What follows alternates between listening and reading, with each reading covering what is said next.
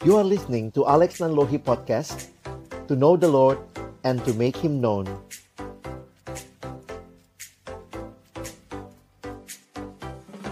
Mari berdoa sebelum membaca merenungkan firman Tuhan.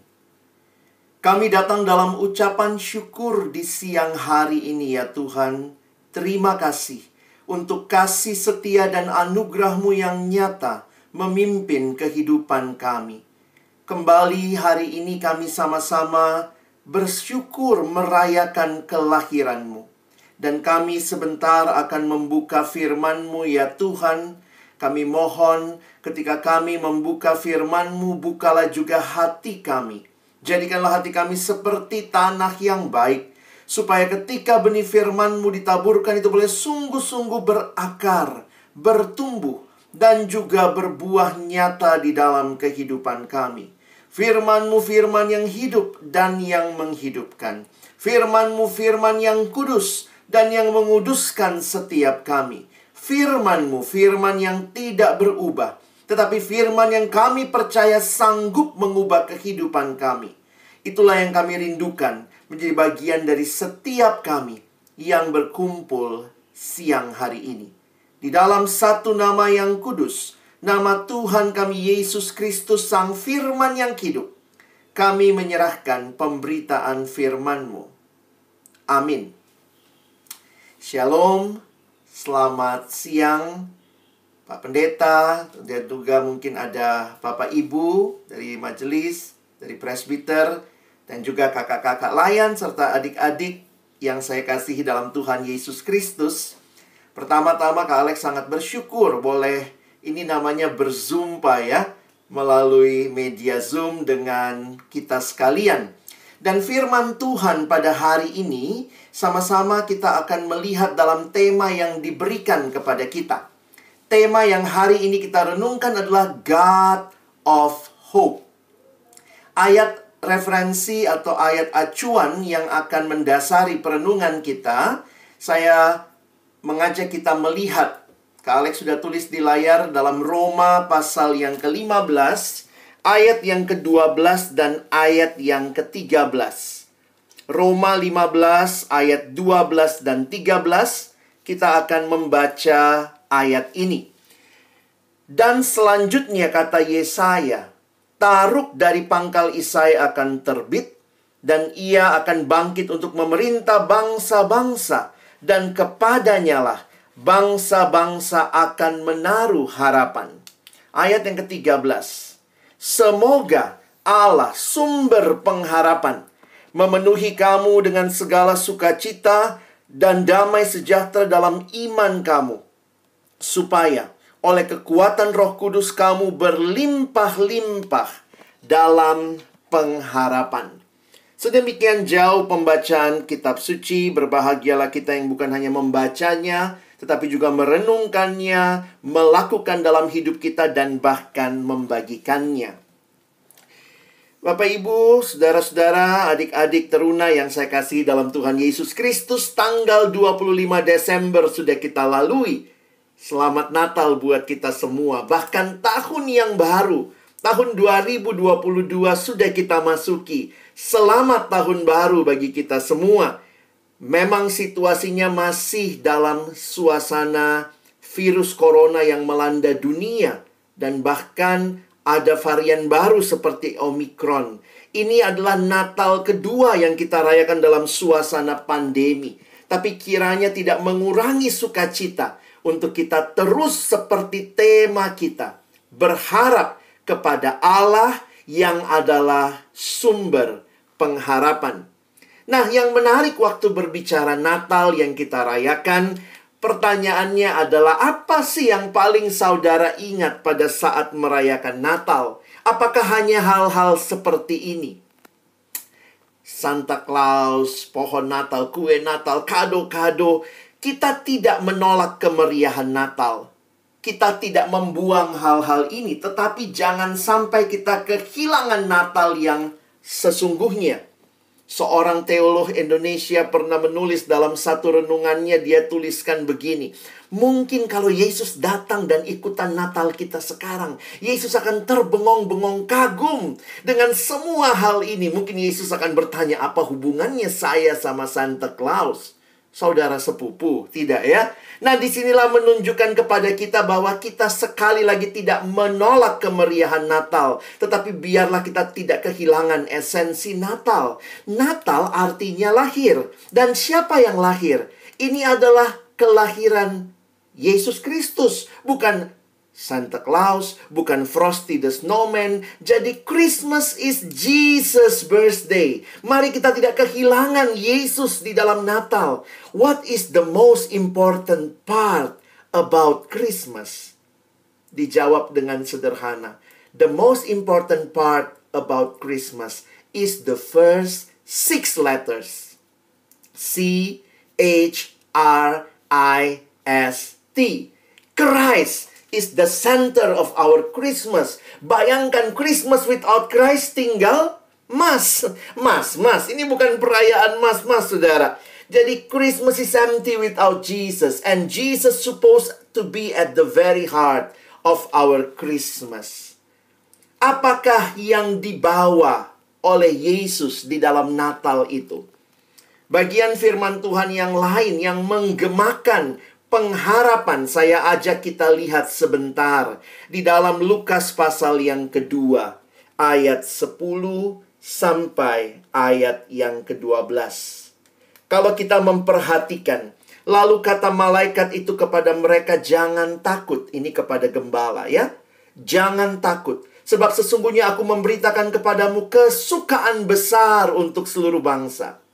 Hari ini telah lahir bagimu juru selamat, yaitu Kristus Tuhan di kota Daud. Dan inilah tandanya bagimu.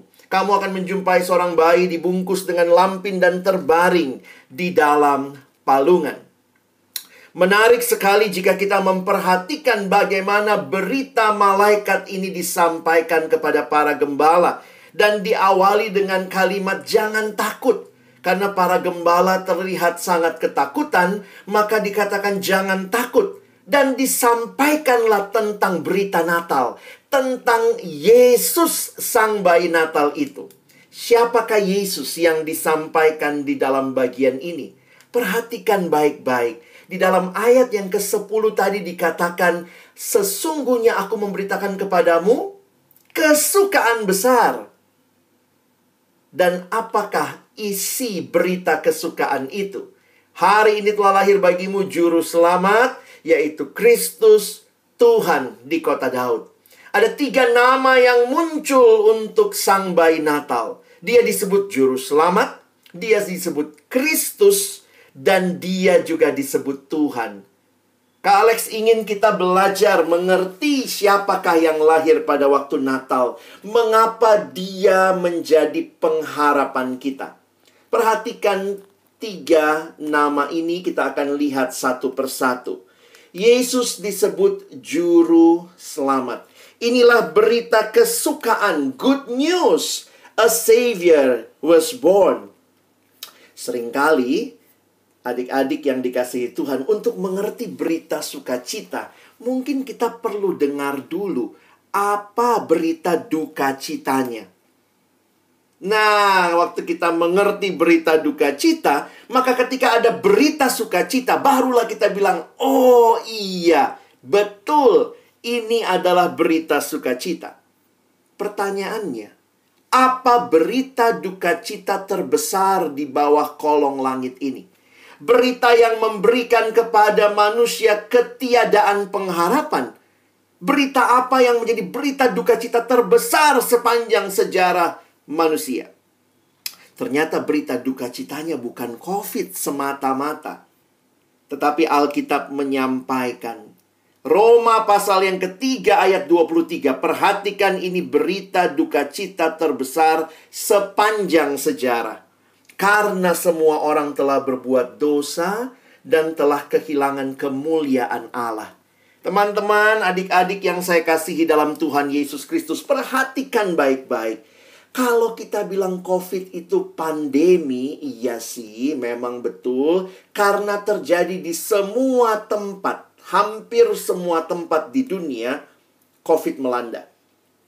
Tapi kalau adik-adik sekalian mengerti, ayat ini sebenarnya dosa itulah pandemi yang sesungguhnya. The real pandemic is sin. Karena dosa yang dikatakan di dalam Alkitab melanda bukan hanya satu tempat, tetapi semua manusia. Kalau COVID, ada yang kena, ada yang nggak kena. Kan ada yang sampai hari ini kan memang masih sehat, nggak kena. Memang terjadi di banyak tempat, tapi tidak semua kena. Tetapi waktu bicara dosa, Alkitab mengatakan semua orang telah berbuat dosa tanpa kecuali. Berarti mau tua, mau muda, mau miskin, mau kaya, laki-laki, perempuan, semua telah berbuat dosa. Sin is the real pandemic.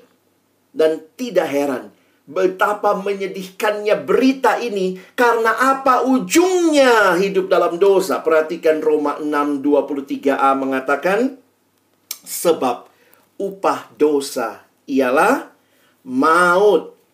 Jadi kalau orang hidup di dalam dosa, apa pengharapannya? Saya mengutip sebuah kalimat, sin itu akhirnya cuma hopeless end. Akhir yang tanpa pengharapan. Tetapi apakah ini cerita yang Tuhan mau bagi kita? Buktinya Natal.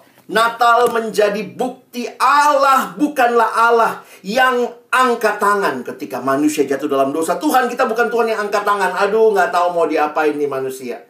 Allah kita bukan Allah yang lepas tangan. Oh, sudahlah, itu urusanmu, bukan urusan saya. Allah kita bukan Allah yang cuci tangan, tidak mau ikut campur. Tetapi Allah kita adalah Allah yang turun tangan, menjabat tangan kita. Karena dia rindu bahwa bukan ini akhir dari hidup manusia yang dia cipta. Perhatikan, Roma 6 ayat 23a itu berita duka cita. Tapi kadang-kadang kita hafalnya cuma Roma 6 ayat 23a. Kadang-kadang kalau Kak Alex tanya sama adik-adik, ya adik-adik teruna, Roma 6 ayat 23, sebutkan apa ayatnya? Sebab upah dosa ialah maut. Betul, itu Roma 6 ayat 23a. Tapi hafalkan bagian belakangnya. Hafalkan seluruh ayat. Dikatakan, tetapi. Nah, kalau ketemu kata tetapi, mana yang penting? Di depannya atau di belakang tetapi ya? Biasanya di belakang tetapi. Ya, misalnya, dia cantik, dia pinter, dia kaya, tapi sudah meninggal. Wah, itu dengerin belakangnya ya. Jadi bagian belakang menunjukkan bahwa ini adalah sesuatu yang terjadi, pembalikan yang besar. Sebab upah dosa ialah maut. Tetapi apa yang terjadi? Perhatikan.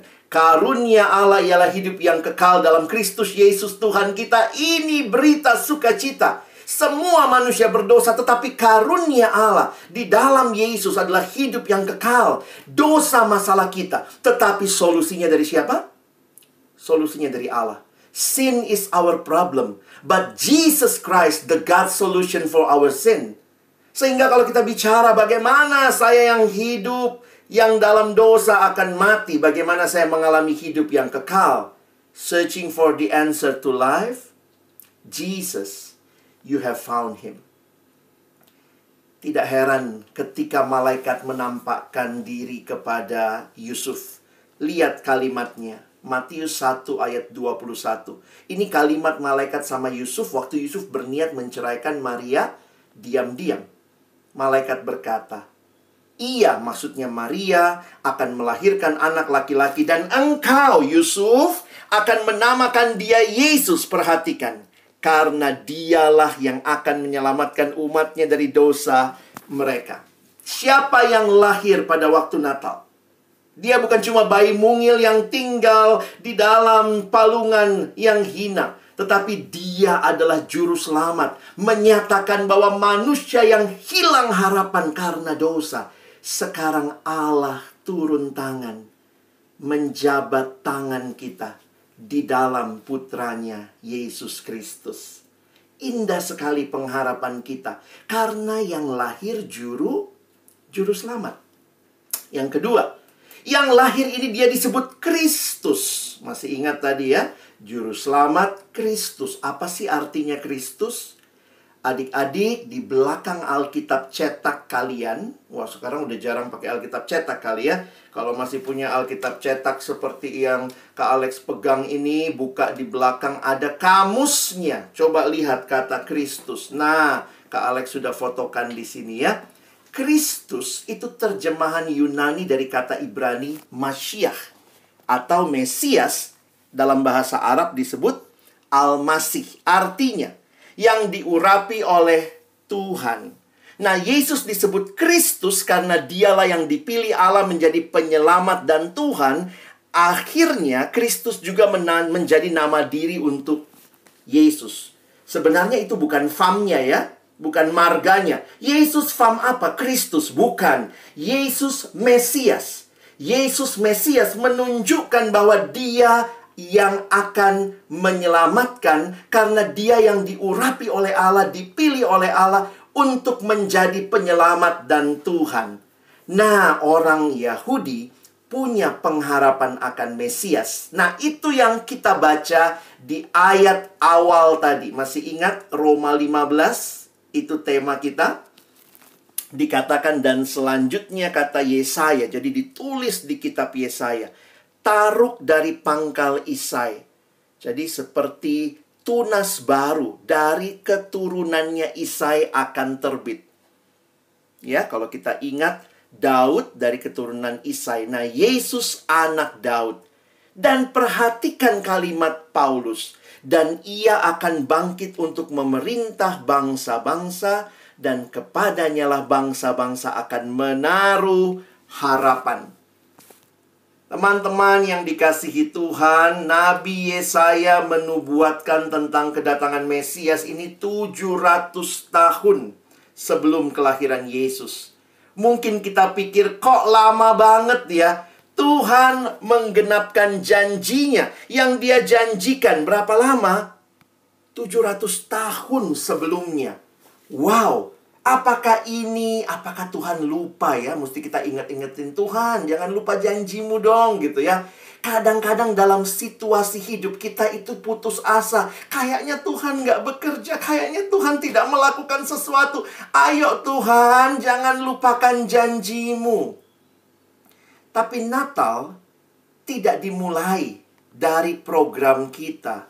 Natal dimulai di hati Allah. Natal ada di dalam waktunya Allah. Karena waktunya Allah tidak pernah terlalu cepat dan tidak pernah terlambat. Demikian Paulus mengatakan di Galatia pasal yang keempat. Tetapi setelah genap waktunya, maka Allah mengutus anaknya yang lahir dari seorang perempuan dan takluk kepada hukum Taurat. Ia diutus untuk menebus mereka yang takluk kepada hukum Taurat. Supaya kita diterima menjadi anak. Mungkin orang berpikir, oh Tuhan lupa janjinya. Tidak. Setelah genap waktunya. Allah kita Allah yang bekerja, dia punya rencana dan dia melaksanakannya di dalam waktunya yang tepat. Indah sekali. Ini pengharapan bagi kita. Tuhan tidak lalai menepati janjinya. Itu kalimat Rasul Petrus di dalam 2 Petrus 3 ayat 9. Ketika orang-orang berkata, mana Tuhan? Katanya mau datang lagi. Mana janjinya? Petrus berkata, Tuhan tidak lalai menepati janjinya. Sekalipun ada orang yang menganggapnya sebagai kelalaian. Tetapi, kalau Tuhan belum datang, kenapa ya? Tetapi ia sabar terhadap kamu. Karena ia menghendaki supaya jangan ada yang binasa, melainkan supaya semua orang berbalik dan bertobat. Kadang-kadang kita bertanya, Tuhan, situasinya sulit. Pandemi, masih belajar di rumah. Aduh Tuhan, bete banget. Begitu kali ya. Masih ibadahnya juga online, mulai onsite. Tahu-tahu naik lagi, disuruh di rumah lagi. Itu semua mungkin membuat kita capek. Tuhan, mana pengharapan itu? Tapi Tuhan tidak lalai menepati janjinya. Ingat itu. Dia buat segala sesuatu indah pada waktunya. Kenapa? Karena yang lahir itu Juru Selamat. Yang lahir itu Kristus, dia Mesias yang menunjukkan Allah tidak pernah melupakan janjinya kepada kita. Dan ingat yang ketiga namanya, Dia Tuhan. He is Lord, Savior, Messiah, or Christ, and Lord. Wow, apa artinya Tuhan? Di dalam Alkitab ada dua istilah kunci yang menarik. Pertama, pencipta. God as a creator. Allah sebagai pencipta.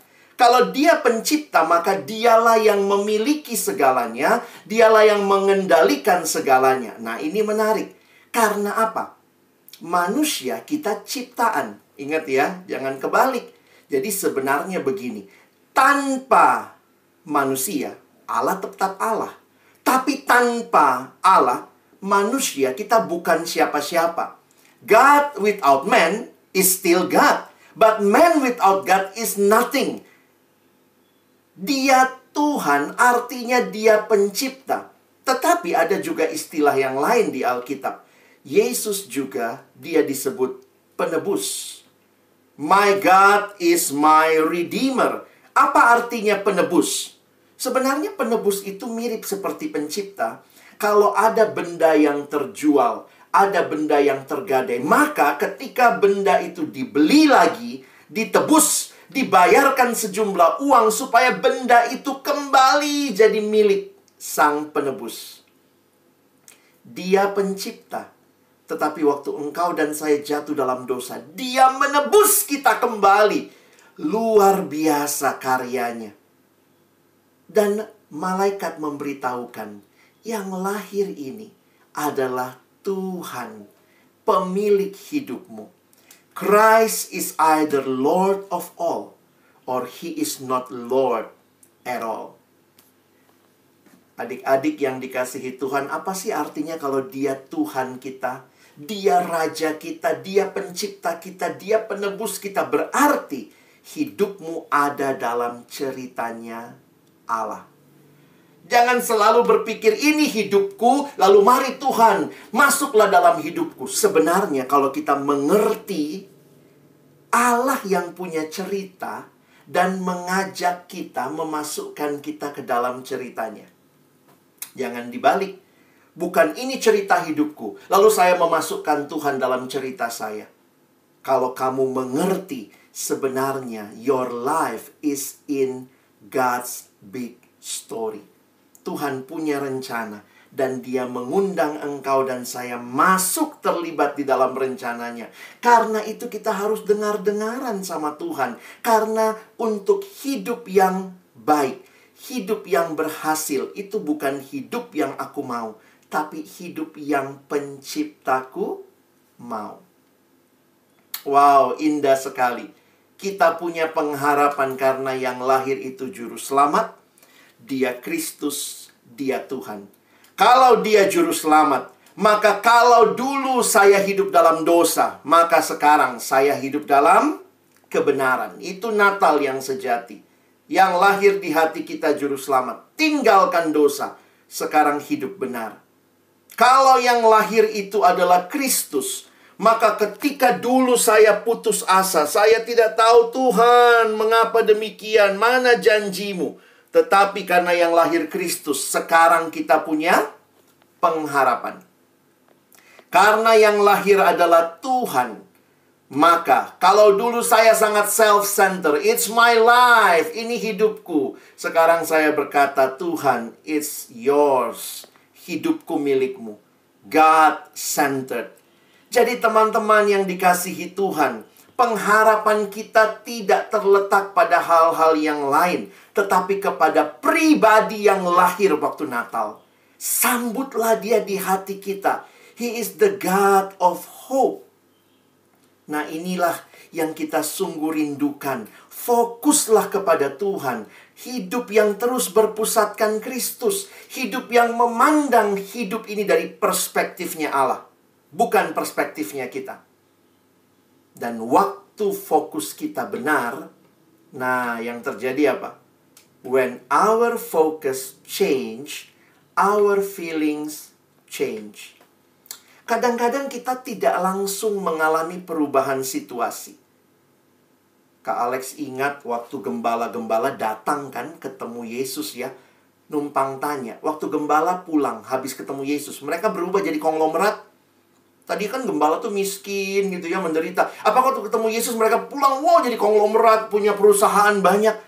Tidak, mereka pulang tetap gembala. Tetapi kenapa sangat berbeda? Alkitab mencatat mereka pulang sambil memuliakan Allah. Mengapa? When they find Jesus, maka sekarang mereka punya pengharapan. Fokusnya kepada Tuhan, bukan kepada situasi. Dan akhirnya perasaan mereka berubah.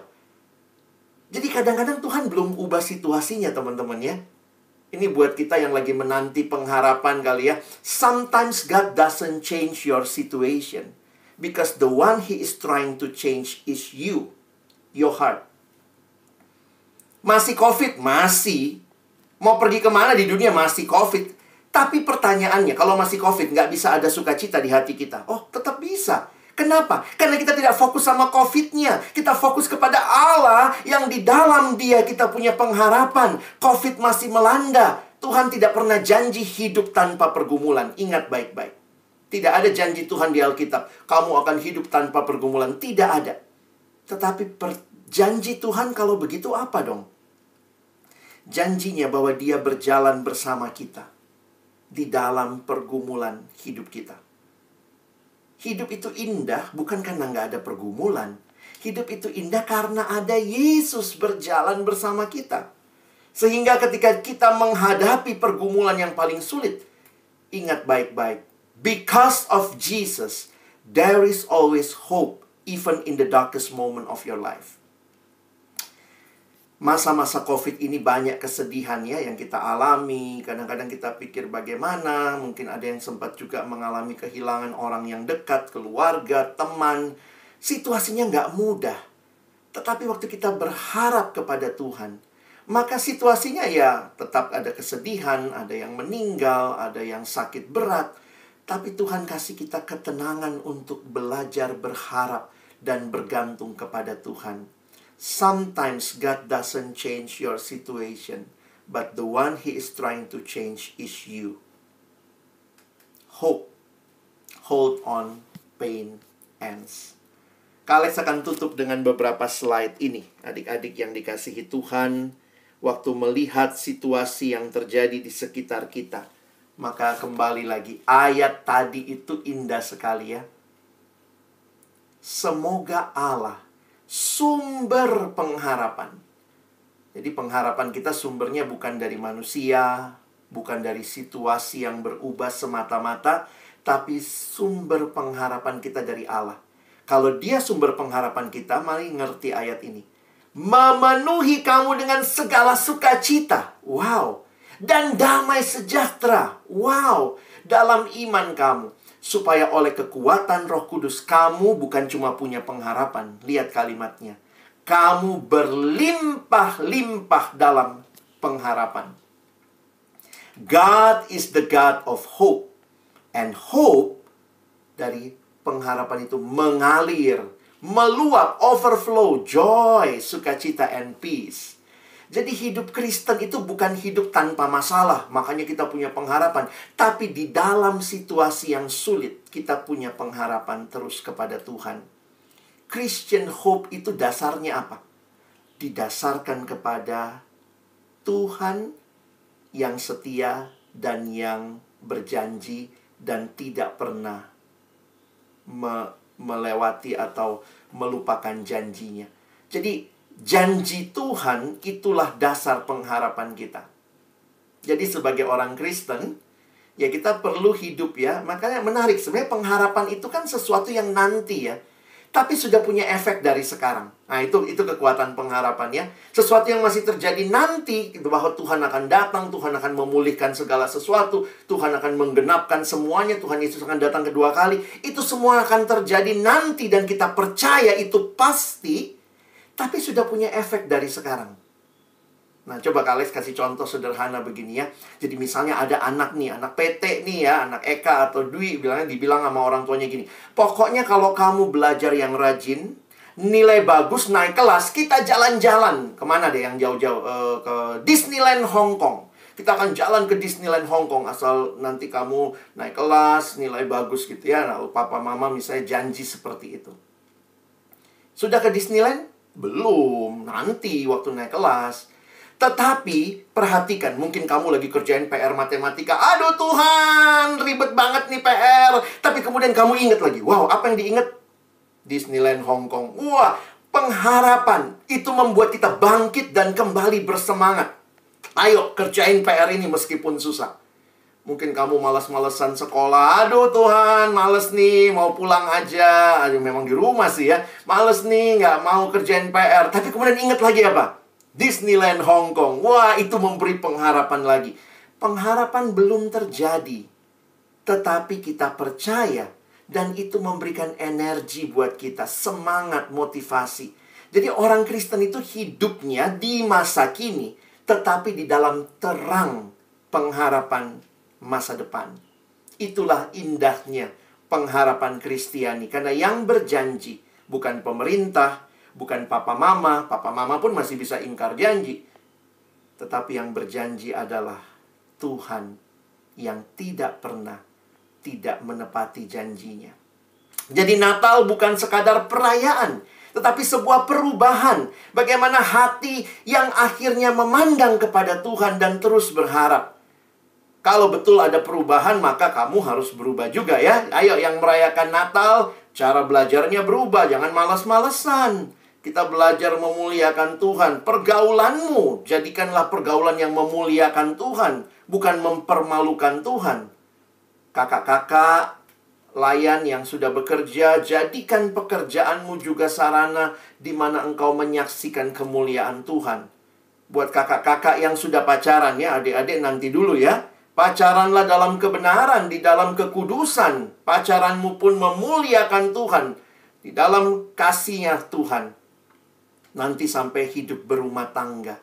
Kiranya ini juga menyatakan kemuliaan Tuhan. Mari jadi berkat di tengah-tengah dunia ini. Kak Alex suka pikir sekarang anak sekarang jadi berkatnya di mana ya? Mungkin di ini ya. Jadi garam dan terang di medsos. Ya, mari bagikan pesan-pesan pengharapan. Kamu dapat apa dari khotbah hari ini? Coba share di Instagrammu. Coba share di statusmu. Ingatkan orang lain ada pengharapan dalam Tuhan. Jangan di medsosnya cuman isinya bete, gitu ya. Gue nggak dapat kue Natal gitu ya. Bagikan pesan pengharapan di tengah dunia yang semakin sulit menikmati pengharapan. Dan sebagai bagian penutup, Kak Alex ingatkan buat kita ya. Gimana sih kita tetap memiliki pengharapan dalam masa-masa pandemi seperti ini, masa terpuruk seperti ini? Kak Alex, gimana kita bisa punya pengharapan dalam situasi seperti ini? Hai adik-adik teruna, teruslah bertumbuh dalam pengenalan akan Tuhan ya. Ada 3 hal yang Tuhan kasih. Ingat baik-baik. 3 hal ini mesti kamu nikmati, kamu pelihara, kamu terus perjuangkan. Pertama, Tuhan kasih Roh Kudus-Nya. Roh Kudus itu diam di hati setiap kita yang percaya. Semua kita yang percaya punya Roh Kudus. Itu janji firman Tuhan. Roh Kudus ini memimpin kita, mengingatkan kita, menghibur kita, menguatkan kita. Yang kedua, Tuhan kasih apa? Tuhan kasih firman-Nya. Ayo, masih saat teduh nggak adik-adik ya? Jangan nanti kalau ditanya, biasanya habis liburan tuh saat teduhnya berantakan ya. Karena nggak diingetin atau apa. Bagaimana saat teduhmu, Dek? Teduh, Kak. Teduh sekali. Aduh, jangan seperti itu ya. Yuk, kita semangat lagi. Kita bangun lagi hidup dekat dengan Tuhan. Dunia berubah. Apa yang tidak berubah? Firman Tuhan tidak berubah. The Bible is unchanging truth. Baca, renungkan. Itu kekuatanmu menjalani kehidupan. Dan yang ketiga, Tuhan kasih apa? Supaya kita tetap berpengharapan. Tuhan kasih kita komunitas. Puji Tuhan. Kita punya persekutuan teruna. Pelkat PT. Menjadi komunitas anak-anak muda, remaja, teruna, GPIB untuk bersaksi, melayani, bertumbuh bersama. Jangan tinggalkan komunitas. Mungkin kita masih lewat online, daring seperti ini. Mari ikut dengan baik, siapkan hati, siapkan fisik yang baik. Duduk di depan kamera yang baik, dan kita nikmati komunitas untuk terus berharap sama Tuhan. Kalau kita lemah, yang lain menguatkan, yang lain mengingatkan. Ada kakak-kakak layan, ada Pak Pendeta. Kita semua jadi komunitas yang saling membangun, berharap di dalam Tuhan. Kak Alex menutup dengan satu slide. Ini satu hal yang dikatakan Pendeta Rick Warren. Beliau berkata, Jesus turns your hopeless end into endless hope.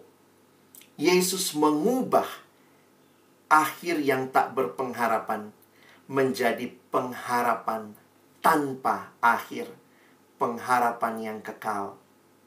Pertanyaannya, sudahkah engkau mengalami Natal yang sejati ketika pengharapan itu hadir di hatimu, memimpin kamu untuk menjalani hari-harimu ke depan? Selamat Natal, selamat Tahun Baru. Tuhan Yesus memberkati. Amin. Mari berdoa. Bapa di dalam surga, terima kasih untuk firman-Mu. Engkaulah sumber pengharapan. Dan ketika kami ada di dalam Engkau, kami memiliki pengharapan. Dan pengharapan itu melampaui situasi. Bahkan ketika situasi belum banyak berubah, tetap kami bisa punya sukacita, kami bisa punya damai sejahtera, karena Tuhan memberikan kekuatan dan menghibur kami. Tuhan, kami rindu jadi teruna-teruna yang menikmati pengharapan itu, dan bahkan membagikan pengharapan itu. Karena kami telah berjumpa dengan Yesus Kristus, pengharapan yang sejati, yang kehadirannya di hati kami mengubahkan hidup kami dan sekitar kami. Sekali lagi kami bersyukur. Tolong kami bukan hanya merayakan Natal, karena Natal bukan sekadar perayaan, tetapi sungguh adalah perubahan. Kami mau berubah bagi kemuliaan Tuhan. Kami tidak mau lagi hidup di dalam dosa. Kami tidak mau lagi hidup di dalam ketidakpercayaan, keputusasaan. Tapi kami mau hidup bersandar, bergantung bagi kemuliaan Tuhan. Dalam nama Tuhan Yesus, kami sudah berdoa. Amin.